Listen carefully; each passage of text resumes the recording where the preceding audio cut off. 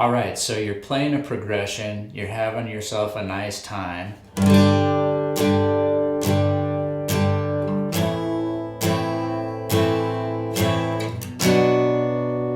And there it is, the dreaded B minor bar chord, right?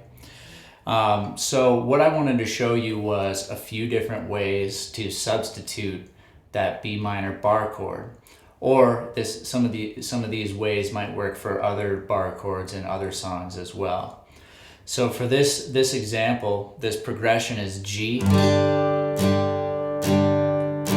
minor, B minor, which I'm playing the bar chord, and then C. All right, so let me show you the first way to alter that B minor bar chord to just make this progression a little more simplified. Now it's pretty simple already. I'm just doing 4 down strums per chord for the sake of this lesson. So let's look at the first chord. We got a G. Most of you are probably familiar with a G. The way I'm playing it is I'm just setting my middle finger down on the 3rd fret of the low E. And I'm muting out the A string actually with the bottom part of my middle finger. So if you strum that without even doing anything else, it already sounds pretty good, right? But to round it out, I'm putting my ring finger on 3rd fret of the B, pinky, 3rd fret of the high E. Okay, now again, I'm muting out the A string with the bottom part of my middle finger. So I'm pressing down 3rd fret of E, muting A. So you still strum all the strings, it's just that you got that A string muted. Now some of you might know that you can also set your index finger on 2nd fret of A, and that's fine too, you can do that, but I'm just gonna do the muted A string way.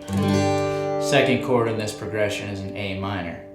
So your index finger is gonna set on the 1st fret of the B, middle finger 2nd fret of the D, ring finger 2nd fret of the G, and focusing my strum from the A string, which is now the root note. Okay.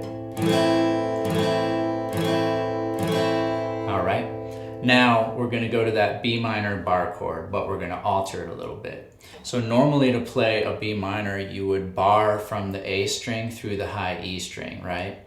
And then your middle finger would set down here on the 3rd fret of the B, ring finger 4th fret of the D, and pinky 4th fret of the G. And again, focusing from the A string down, because that's your B root note. It would sound like that, but we want to simplify this a little bit. So we're going to leave our hand in that shape, okay?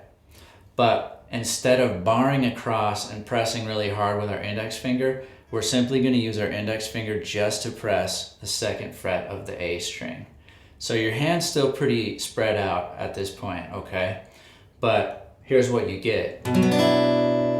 See, now that high E string's ringing open,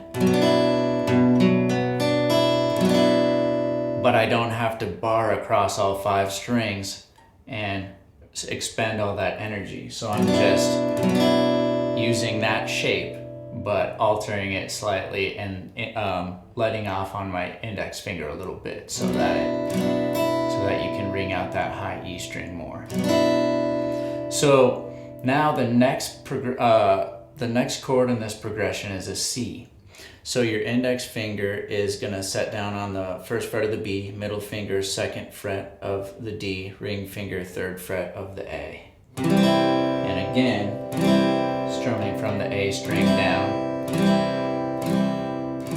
All right, so let's try the progression now, 4 strums per chord with the altered B minor bar chord. Here we go. 1, 2, 3, 4.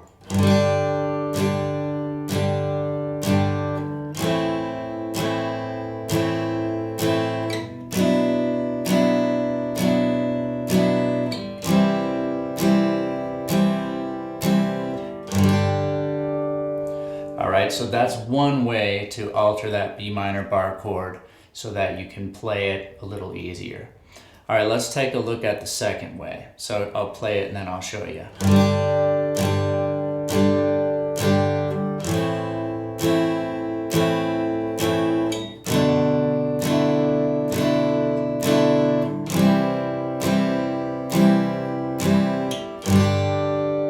All right, so I was going through the progression, played my G, played my A minor, and then I got to the B minor bar chord and I went like this. I put my first finger, my index finger on the 2nd fret of the A, and then I hopped my middle finger down here to 2nd fret of the G, and then my ring finger here on 3rd fret of the B.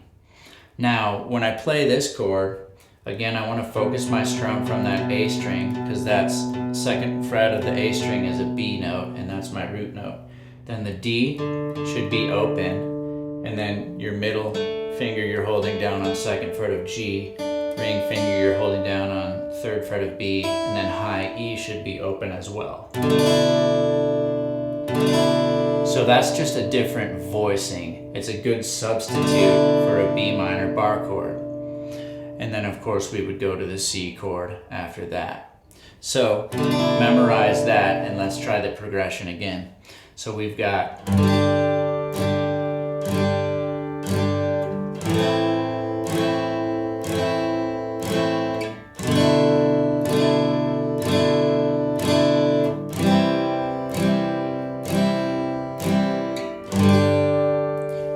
so pretty tricky, right? An easy way to substitute the B minor bar chord. Now, one of the tricks with that chord though, if we just take one more look at it, if you want to be a little more free with your strumming, what I do is I try to mute out the low E string with the top of my index finger. So my index finger is pressing down 2nd fret of the A, but it's also muting out the low E string. So that way, if you accidentally strum the low E string, you're not hearing it. So that's the second way to substitute the B minor bar chord. So let's look at one more way. Now this way is very similar to that chord we just played, all right? Except what we're gonna do, so the chord we just played, index finger was 2nd fret of A, middle finger was 2nd fret of G, ring finger was 3rd fret of B. You're just gonna take your middle finger, you're gonna hop it down to 2nd fret of the high E, okay? So now your D and your G are open. And this is one of my favorite ones because I think it just has a little extra character. So let's hear what this one sounds like in the scheme of the progression. So starting on G, 2, 3, 4.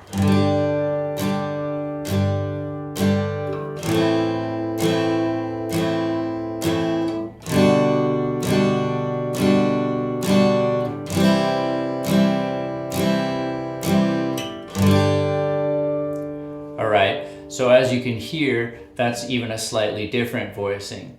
So here's the 3 different voicings we've got. We've got the one where you keep your hand in the shape of the B minor, but just relax that index finger and only press down the 2nd fret of the A. All right. Now, a quick side note on this.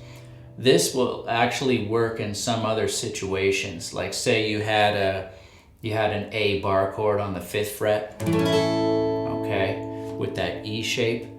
So what you can do there is relax again, and now your B string and your high E string are ringing open.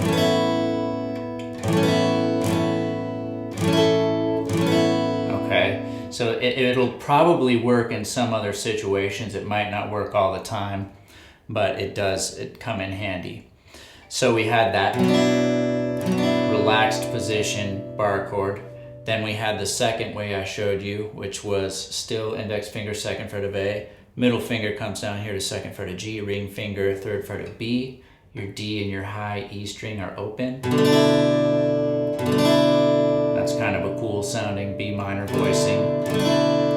And then the last way, which was just instead of middle finger being on 2nd fret of G, it just hops down here to 2nd fret of high E, and now your D and your G are open. All right. So right here, what I'm gonna do is suggest that you go back and practice the different ways and try to find the way that you like best to substitute that B minor bar chord. And go ahead, hit the like and subscribe button, and I'll see you on the next video.